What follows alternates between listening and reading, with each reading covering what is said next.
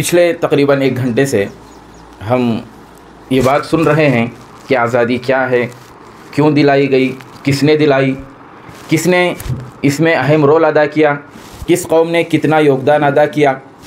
और पिछले 78 साल से मैं शुरू में आपको मुबारकबाद पेश कर रहा था कि देश की आज़ादी पर मैं आपको मुबारकबाद पेश करता हूँ। हाफिज़ साहब ने लुक़मा दिया कि 78वीं आज़ादी है, ये साल है।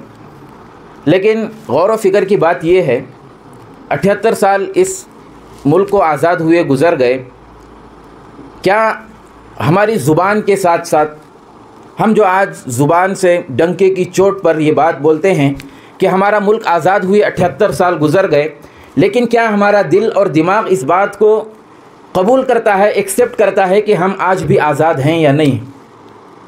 काबिल गौर बात यह है, हमारे जो अकाबिरीन ने इस मुल्क के लिए कुर्बानियाँ दी हैं वो ढकी छुपी नहीं हैं। मुफ्ती साहब ने बहुत ही अच्छे अंदाज़ में उसको वाज़ेह किया, बार बार उसको बयान करने की ज़रूरत नहीं है, क्योंकि जिन लोगों ने इखलास के साथ इस मुल्क के लिए अपनी जानें कुर्बान की हैं, इंशाअल्लाह पूरी उम्मीद है कि क़यामत की सुबह तक उनका नाम ज़रूर लिया जाएगा। ये हमारे लिए बड़ी बदबख्ती और अफसोस की बात है कि हमने उनके कुर्बानियों को भुला दिया, जिसका नतीजा ये है कि हमारी आने वाली नस्लों को इस बात की कोशिश की जा रही है, इस बात का उन्हें एहसास दिलाया जा रहा है कि हमारे अकाबिरीन ने इस कौम के लिए, इस वतन के लिए कुछ किया ही नहीं। वजह उसकी ये है कि हम खुद ने अपने अकाबिरीन की कुर्बानियों को भुला दिया है, उनकी तारीख़ को पसे पुश्त डाल दिया है।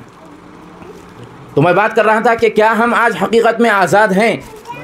क्या हम आज जो ज़िंदगी गुजार रहे हैं बिल्कुल बेफ़िक्र होकर, बेख़तर व ख़याल होकर ज़िंदगी गुजार रहे हैं? तो मेरे भाइयों और बुज़ुर्गों, दोस्तों, एक अक़ल सलीम रखने वाला इस बात को हरगिज़ कबूल नहीं कर सकता कि आज हम 2024 में आज़ाद ज़िंदगी गुजार रहे हैं इस मुल्क के अंदर। हकीकी आज़ादी क्या है? हकीकी आज़ादी ये है कि जिस मुल्क के तमाम शहरियों को मुकम्मल तहफ़्फ़ुज़ का एहसास हो। क्या आज हमारी जानें महफूज हैं? कई ऐसे वाक़यात हमारे सामने हैं कि कई लोग मिलकर किसी एक मुसलमान को सिर्फ़ और सिर्फ उसकी दाढ़ी और टोपी को निशाना बनाकर उसको जान से हाथ धोना पड़ता है, और बग़ैर किसी कसूर के, बग़ैर किसी अदालत और जराइम के उसके साबित होने के पब्लिक के हाथों उसका कत्ल कर दिया जाता है। इसका मतलब ये है कि आज हमारी जानें महफूज नहीं हैं, तो हम आज किस आज़ादी को मना रहे हैं? क्या हमारी जायदादें आज महफूज हैं? अभी ताज़ा तरीन जो बिल पेश करने की कोशिश की जा रही है, उसको मंजूर करने की, कि हमारी औक़ाफ़ की जायदादें हड़पने की आज कोशिश की जा रही है, तो हम किस मुँह से आज आज़ादी का जश्न मना रहे हैं?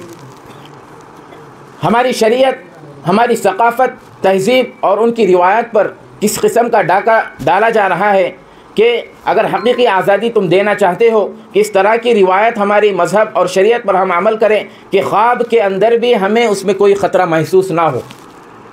हमें अपने मख़सूस अक़ाइद, नज़रियात पर अमल करने और उनकी तरवीज व इशाअत की खुली इजाज़त हो। ना हमें कुछ बोलने में हिजाब हो और ना किसी चीज़ पर अमल करने की पाबंदी हो। वह तालीम में आज़ाद हो, मुआशरत में आज़ाद हो, सफ़र करने में आज़ाद हो, बाज़ारों में आज़ाद हो, हम अपने इबादत खानों में आज़ाद हो। हम अपने इबादत खानों में भी आज़ाद नहीं, और आज हमारे इबादत खाने भी आज़ाद नहीं हैं, वो भी बुलडोज़र की ज़द में आ चुके हैं।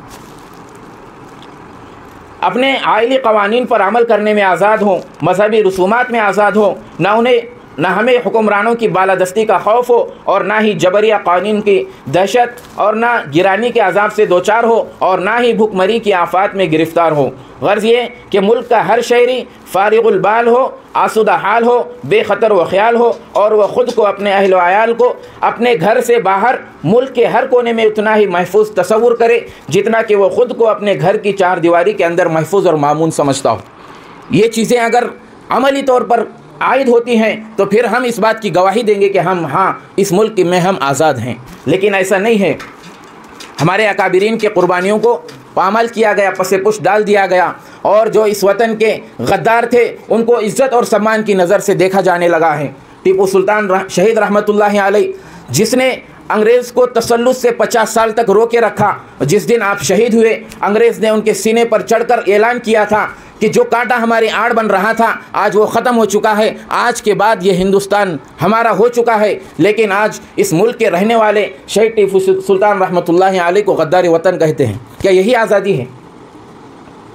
इसी तरह से सावरकर, जिसने जेल के अंदर से अंग्रेज़ों को चिट्ठियाँ लिखी थी, माफ़ीनामे लिखे थे, अंग्रेज़ों की तलवे चाटे थे, आज उसको इज़्ज़त और सम्मान की नज़र से देखा जाता है। क्या यही आज के हिंदुस्तान की आज़ादी है? आज मदारिस को बंद करने की कोशिश में ये सरकार है, जबकि उन्हें पता होना चाहिए था कि आज़ादी का जो फतवा जिसने दिया था वो एक मदरसे का मुदर्रिस, चटाई पर बैठने वाला, उसके एक फतवे ने सारे हिंदुस्तान में इनकलाब बर्पा किया। और आज हम जो आज सुकून की सांस ले रहे हैं वो उसी की बरकत और तुफैल का नतीजा है। लेकिन आज उन्हीं के रूहानी शागिर्दों को और उन्हीं के मदारिस के जो टहनियाँ वहाँ से निकली हैं, जो जड़ें वहाँ से फैली हैं, उन मदारिस को दहशतगर्दी के अड्डे कहकर मदारिस को बंद करने की फ़िक्र में आज की सरकार है। क्या यही आज़ादी है? और जिन उलमा ने इस मुल्क की आज़ादी के लिए अपना खून बहाया, मौलाना हुसैन अहमद मदनी रहमतुल्लाह अलैह को अदालत में पेश किया गया। अंग्रेज़ जज उनसे कहने लगा, हमने सुना है कि मौलाना महमूद आपने फतवा दिया है कि अंग्रेज़ों के आर्मी और फ़ौज में शामिल होना ये गद्दारी है और वतन से गद्दारी नाजायज़ और हराम है। तो मौलाना हुसैन अहमद मदनी रहमतुल्लाह अलैह ने कहा, फतवा दिया है क्या होता है? मैं अब तेरे सामने फतवा देता हूँ कि मैंने ये फतवा दिया है और अब भी देता हूँ कि अंग्रेज़ की फ़ौज में शामिल होना नाजायज़ और हराम है। और अपने बगल से सफ़ेद कपड़ा निकाल कर हवा में लहराने लगे और कहने लगे, मुझे पता था तू ये बात पूछेगा और मेरे ख़िलाफ़ जुर्म साबित होगा, इसलिए मैं देवबंद से निकलते वक्त अपना कफ़न अपने साथ लेकर आया हूँ।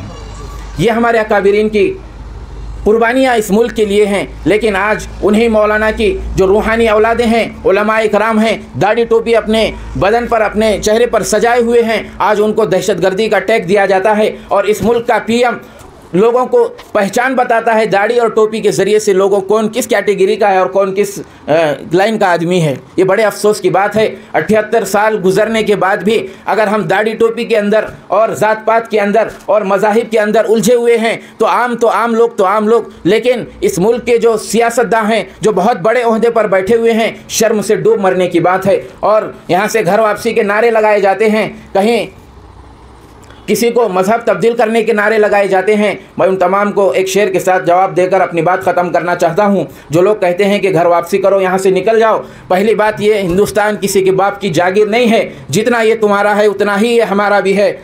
इसी गली की खाक से हैं, इसी में खाक अपनी मिलाएंगे। इसी गली की खाक से हैं, इसी में खाक अपनी मिलाएंगे। किसी के बुलाए ना आए हैं, किसी के निकाले ना जाएंगे। व आखिर दावाना अनिल हम्दुलिल्लाहि रब्बिल आलमीन।